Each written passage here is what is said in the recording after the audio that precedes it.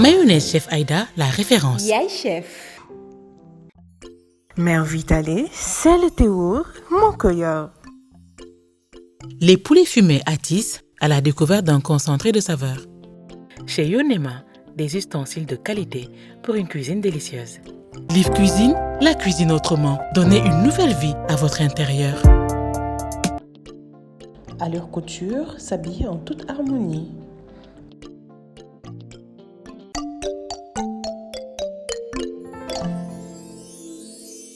Bonsoir chers téléspectateurs, bienvenue dans Appétissant. Kontaan naat encore une fois di leen dalal sama biir waañ man nar leen a proposer beneen plat. Tey riz cantonné la aux crevettes. Riz cantonné aux crevettes, riz cantonné ñëpp xam nañ ko, plat bu neex la, c'est facile à faire. Comme entrée, je vous propose des briques farcies aux crevettes également et à la mayonnaise Chef Aïda. Dessert bi nag tey man nar leen a indil crème renversée au caramel.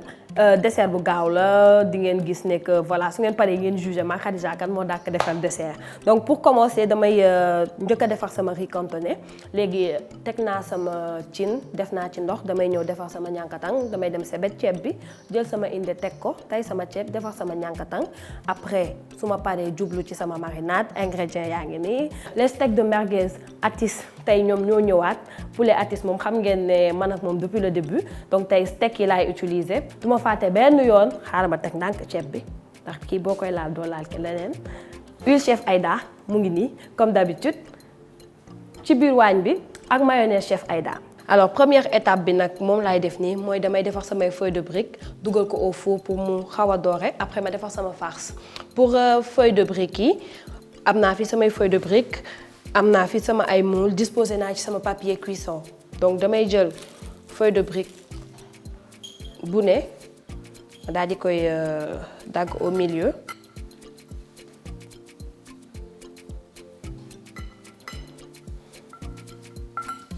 léegi moitié bi aussi dama koy jël ma daggaat ko au milieu ma daal di koy jël superposer ko léegi dama koy lem de telle sorte que dina disposer wu ci biir papier cuisson bi ba pare farce bi bu ñëwee dina dugg ci biir.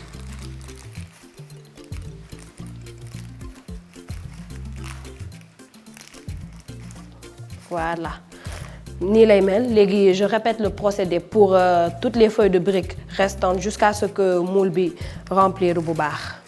léegi damay def ay boule ak papier alu parce que su ma jëlee moule bi noonu dugal ko au four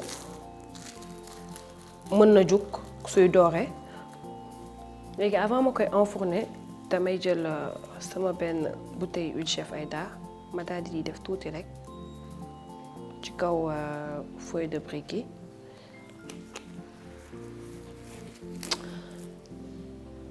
léegi nag mën nañ ñëw yóbbu suñuy feuille de brique au four bàyyi ko tuuti mu doore en attendant ñu commencer defar suñu farce léegi damay ñëw jublu ci préparation wu farce bi daal di jël aussi crevettes yi dagg ko doog ko commencer ci préparation bi. Donc crevettes yi mën naa ko dagg bu ci nekk en 3 su ma paree daal di ñëw defar sama poivron ak sama oignon.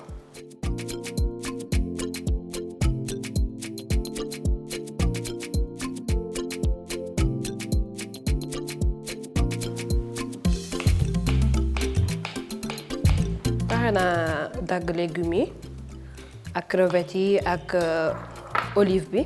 léegi mën naa teg directement sama poêle jël sama huile Chef Aïda ma def juste un filet léegi mën naa commencer def crevettes yi d'abord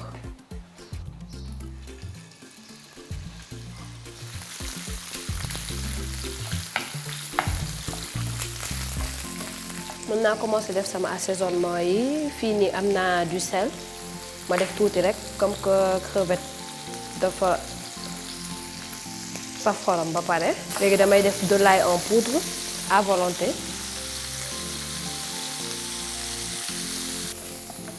ma def la moitié du jus de citron le persil sec feuille de basilic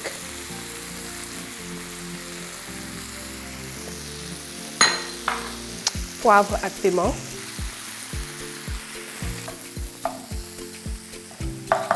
Après damay ñëw ajouter oignon bi.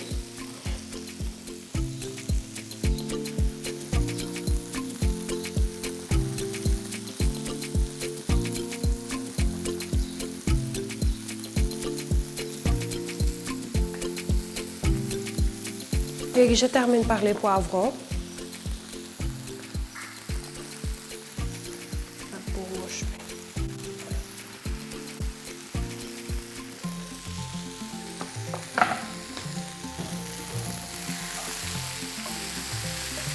léegi fay naa feu bi farce bi pare na léegi dama koy teggi bàyyi ko mu refroidir léegi damay commencer par jël mayonnaise chef Aïda bi léegi mën naa ci soxla 2 ba 3 cuillères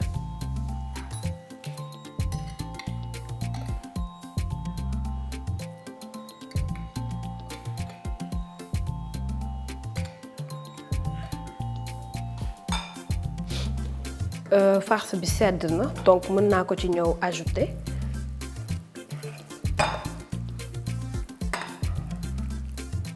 ma daal di def olive yi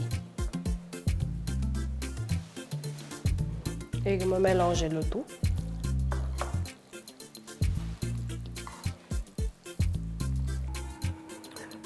ñankatang bi pare na léegi damay ñëw sauter sama steak de merguez atis. Donc, j'utilise comme d'habitude l'huile chef Aïda.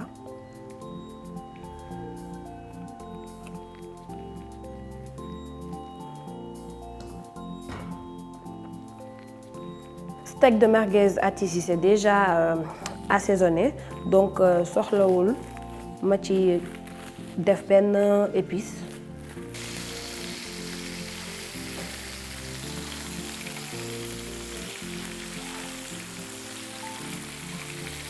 Donc même poêle bi dañ koy utiliser encore léegi dañuy réserver suñuy steak de merguez déjà sauté ñu utiliser même poêle bi daal di sauter les crevettes non décortiquées et damay sauter vite fait les crevettes pour sama dressage.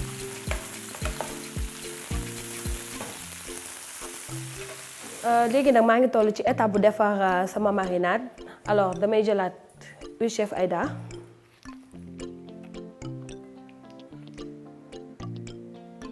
ma xëcc sama ay légumes léegi damay njëkk a rossi carottes yi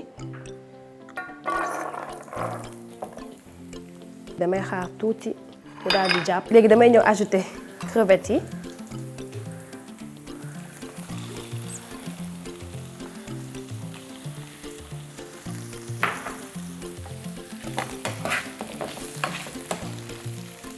dama koy bàyyi tuuti mu jàpp avant may ñëw def sama ay assaisonnement léegi mën naa jël benn moitié wu citron ma pressé ko ci pour donner plus de goût léegi ma jël sama sauce soja ma def tuuti rek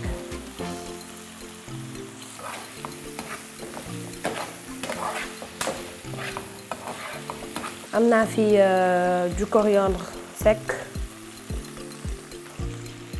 persil sec du poivre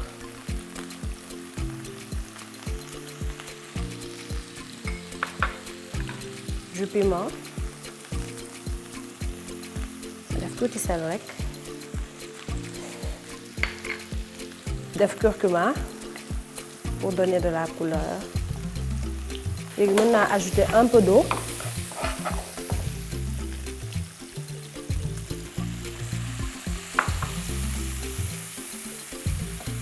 léegi on termine par les légumes léegi damay def petit pois bi la moitié def olive bi am naa olive verte am naa olive noire les poivrons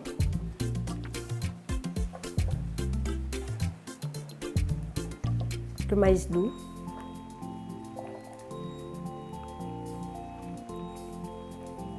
et je termine par le champignon.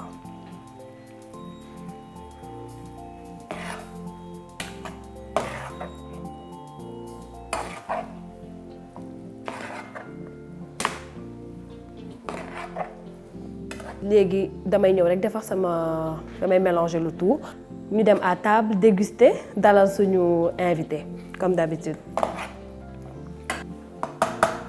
léegi nag mélange bi moo des biir riz blanc bi.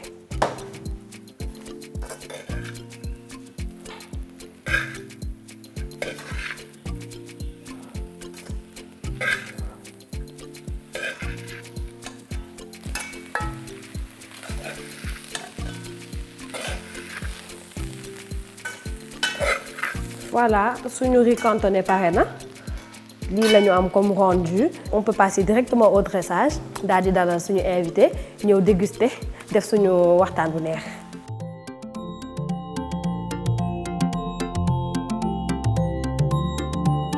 tey man maa leen di defaral seen dessert ànd ak meew Vitale. Dessert ma leen di proposer tey mooy crème renversée au caramel.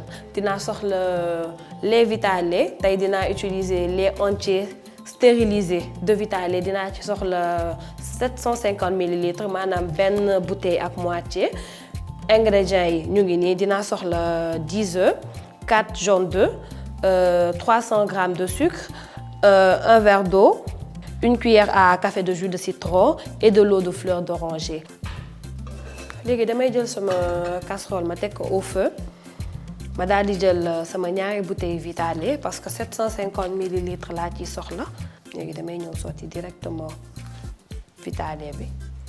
léegi dama ciy ñëw ajouter 2 cuillères à soupe de sucre. def ci saladier bi les 4 jaunes d'œufs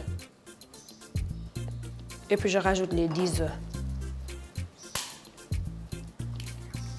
def naa nen yi ba pare léegi damay ajouter un peu d'eau,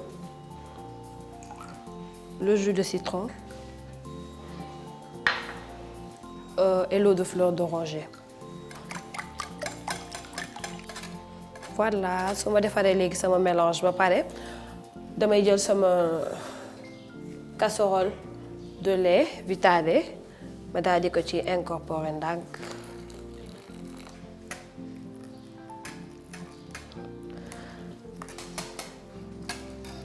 pare naa sama crème léegi. pour caramel bi j'aurais besoin du restant de sucre.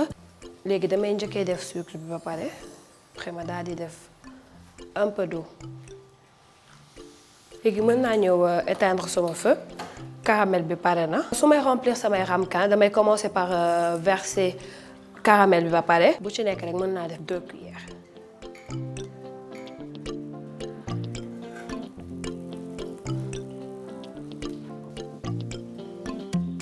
léegi pare naa verser caramel bi ci biir ramequin yi. léegi pour benn mën naa utiliser équivalent benn louche pour chaque ramequin.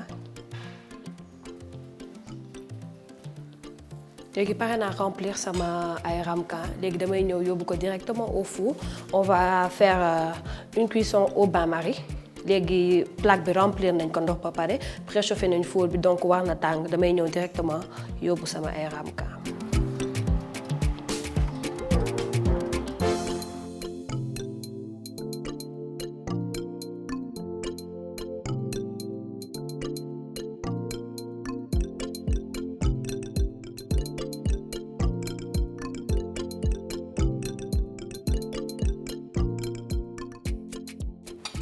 tey nag appétissant bi ñu bari buñ ko seetaanee dinañ ne damaa ber loxo damaa def injustice.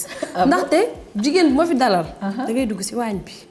ñëw togg wala nga jàppale ma togg mais tey laalaw ma la dara. mais xam nga lu ma ci métti rek. mooy ni que les Sénégalais vont se dire que déjà man quand je parle de togg wax ni que damay togg et que voilà on a du mal à le croire. donc là tu vas donner raison aux Sénégalais qui pensent que peut-être que mënuma togg moo tax jàpp ma ci togg bi. man lenn daal wax na ma ko moo ma sant ma defaral ko riz cantonné. ma defal ko riz cantonné aux crevettes. mais tamit dama yaakaaroon ne day ñëw sax. teg cin beeg yooyu noonu mais comme que ñëwul baal naa ko ko. xoolal avant may tàmbali jëlal na boppam mayonnaise chef Aïda mi. ok oui tu sais pourquoi. parce que dama nekk nit boo xamante déjà dama bëgg mayonnaise sama biir xol pratiquement lépp lu may lekk am ci def mayonnaise. loolu la ma wax que ça soit du riz cantonné yaasa attiéké couscous vermicelle tout ce que je mange pratiquement dama ciy def mayonnaise donc du coup moo taxit ceeb ak mayonnaise ci Adja Astou lañ ko gisee d'accord moom bokk na ci rare personnes yi nga xamante ne nii ñoom dañuy lekk ceeb ak mayonnaise waaye xam naa ne moom bu dee chef Aïda la war na mun a neex c'est encore meilleur comme que da nga bëgg mayonnaise moo tax ma defal la ay briques farcies farcies à la mayonnaise et aux crevettes tey li nga bëgg yëpp laa la defaral super bëgg nga kontaan dessert baa ngi ne defaral naa la crème renversée au caramel Adja la gâté naa la te toggoo baax a baax Adja wala Marie sax laa war a wax Adja Astou wala Marie Sylla j'avoue que jamono ji Marie bi laay gën a dégg moom ngay gën a dégg exactement waaw tamit est-ce que tamit doo ñu leeralal Marie bi fu mu jógee man moom dama jékki-jékki rek gis Adja Astou mannequin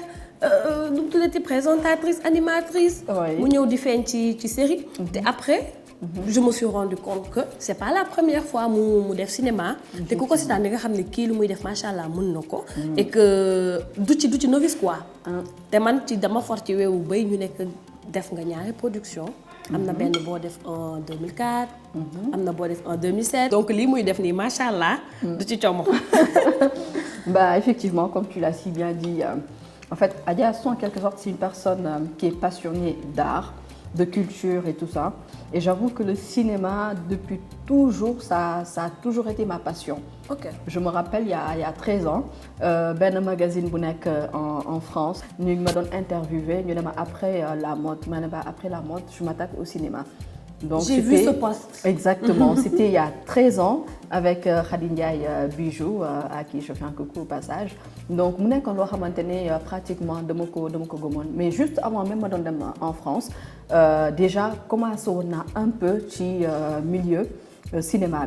am na kenn ku ma njëkk a joué muy Baye Magnane Diagne donc kooku laa njëkk a joué ci benn film bu tudd Destin vivre avec où je joue le rôle d'une fille boo xamante ne daanaka ku xaw a doy waar daal kuy mbaraan et tout ça amoon amour de jeunesse am un bon jour muy wàcc école ñu dogaale ko ci yoon bi ensuite mu commencé mbaraan ba am fa sida après mu wàllu copain bi sida ils se sont mariés elle est tombée enceinte et tout et heureusement que l'enfant n'a pas pu avoir le sida donc c'était en quelque sorte benn long métrage boo xamante ne c'était pour la sensibilisation en fait ci VIH bi ak yooyu ak jeunes filles yi suñuy mbaraan li nga xamante ne précautions yi nga xamante ne duñ ko jël suñuy am des rapports et tout ça donc c'était ça le premier long métrage que j'ai joué ensuite j'ai rencontré par le plus grand des hasards le grand réalisateur Thian Thiandoum qui m'a vu comme ça ci mbedd bi ñu daje il me regarde il me dit bon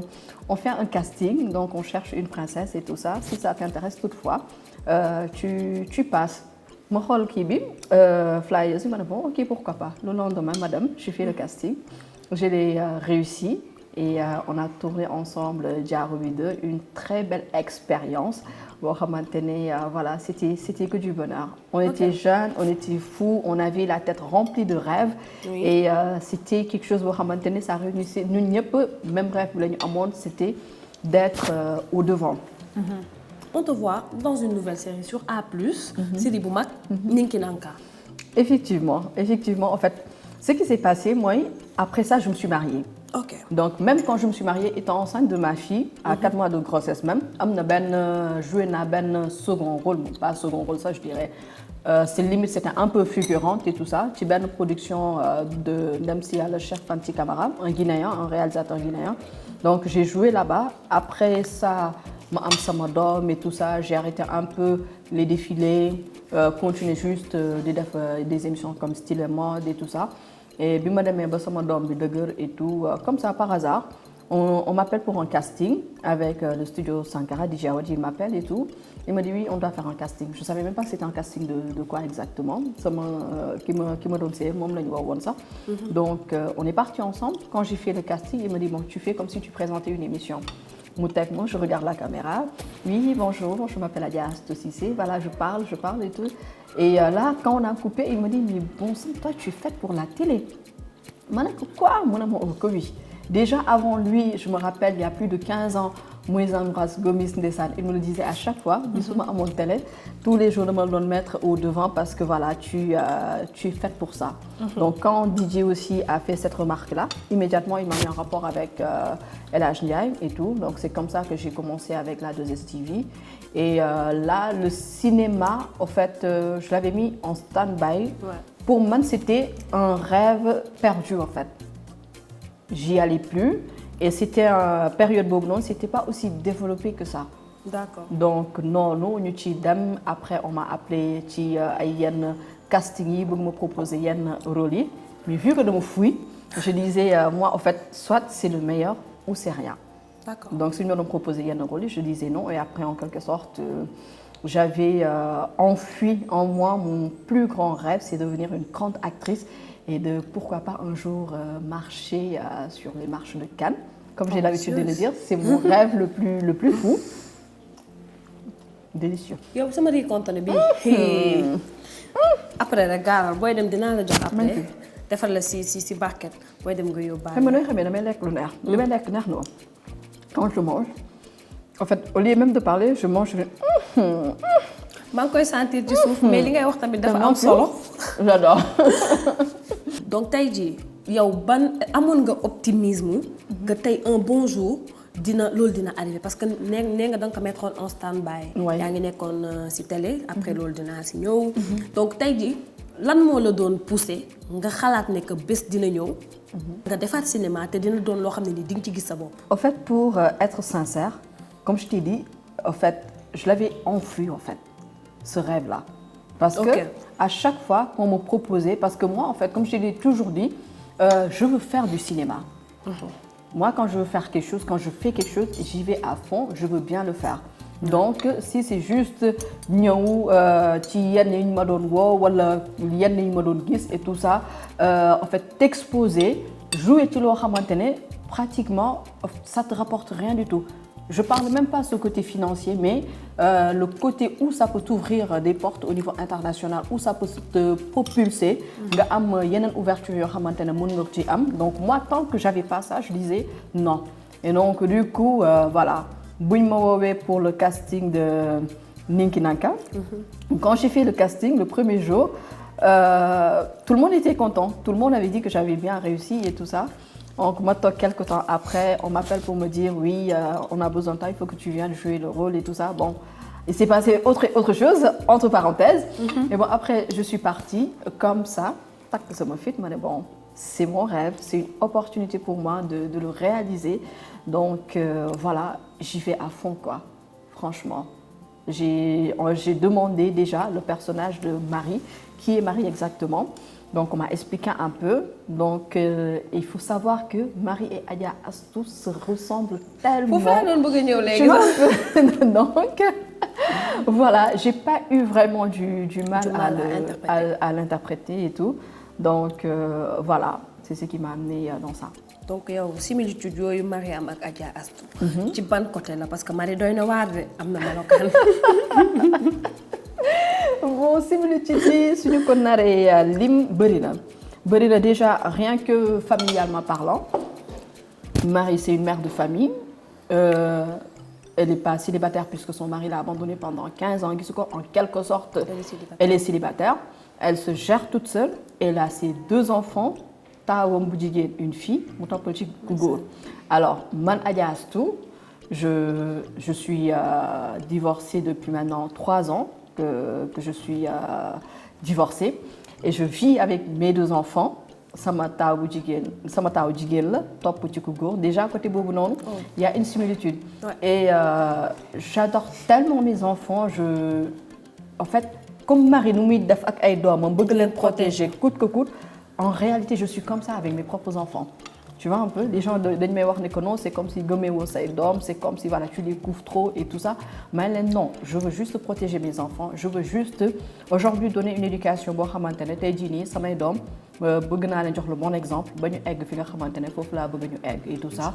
Et donc de ce fait, voilà, je ne cesse, en fait du ma ci am sentir benn coono. D'accord. Parce que quand je te dis que samay doom durant année scolaire bi tous les matins maa leen di déposer à l'école.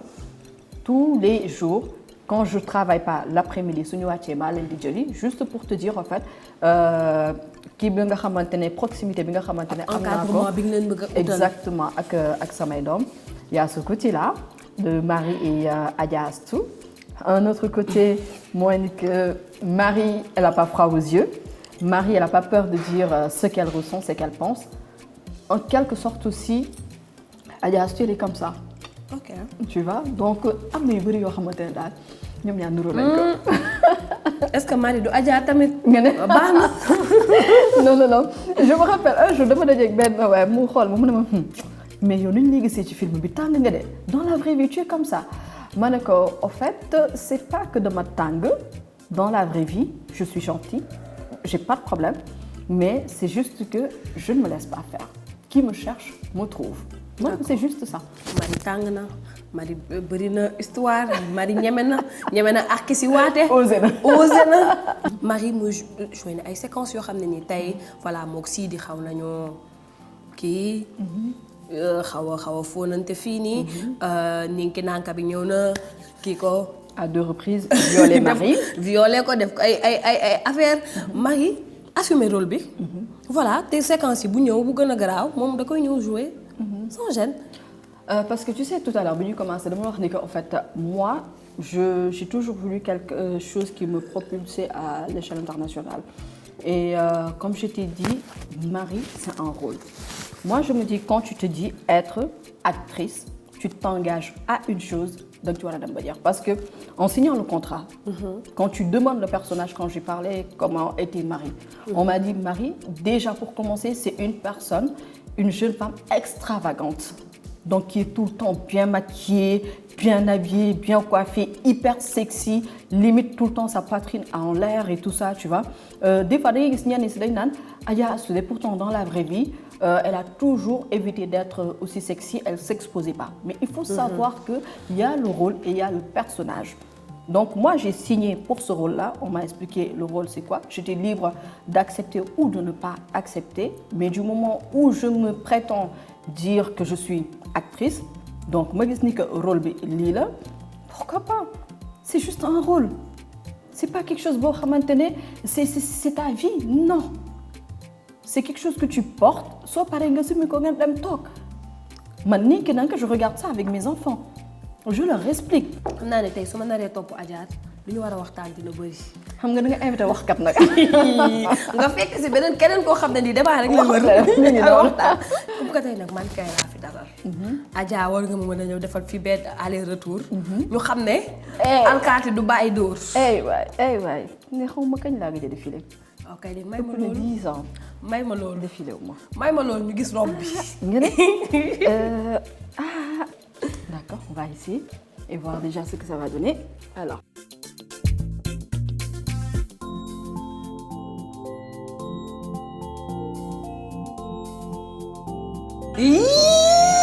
Fi wàcc na.